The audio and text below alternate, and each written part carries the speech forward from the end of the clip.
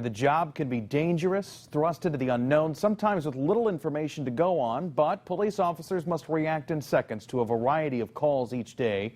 Earlier this month, I rode along with a Fort Wayne police officer overnight on the city's southeast side. I had my camera, a microphone, and a department-issued bulletproof vest. Keep yourself, keep your fellow officers, keep the community safe.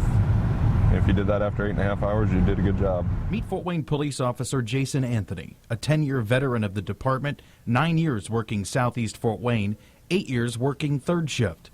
He sees a lot every night. You can't get them out of the keys out of the pool table? No, they fell down in the pool hole. We were shaking and everything. We can't get it out. No crime here. After breaking up a party with loud music and an unsafe bonfire. We have really two options. You can turn the music down, we won't come back, and we'll leave you alone, or we'll write you a $250 ticket. Officer Anthony helps some kids get into their car. It's one of the dozens of calls for service Anthony will respond to in his shift.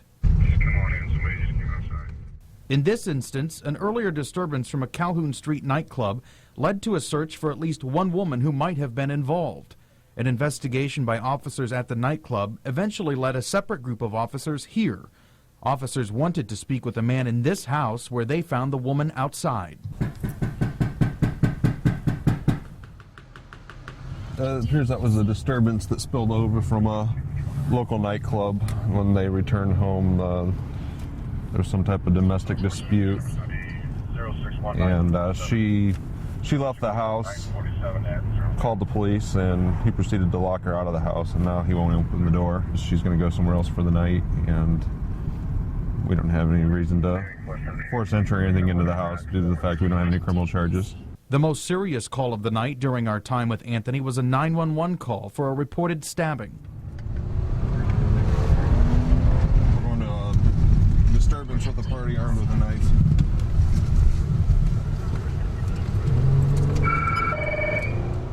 Neighbors involved in a dispute turned violent. A man was stabbed and hit with a bat or a club. Police found the female suspect walking down the alley with a wooden club. Anthony then looked through the alleys and backyards for another man. And this may be one of the lighter sides of police work. Where's your prom at? The Grain Wayne, the Grain Wayne Center. Okay.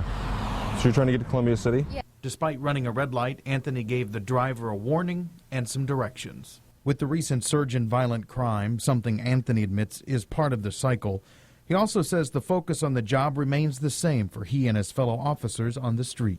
I think it's business as usual for us. I mean, we're out here every night. It hasn't changed how we do things. It hasn't changed how we respond to things.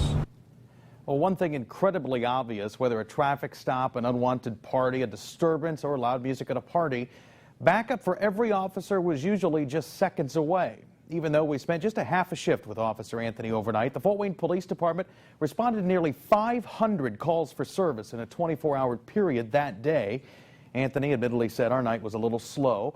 Still, we didn't have any downtime, and what downtime there is usually spent patrolling the streets, being visible to and for the residents of Fort Wayne. Live at Studio 15 this morning, Rod Hisson, News Channel 15.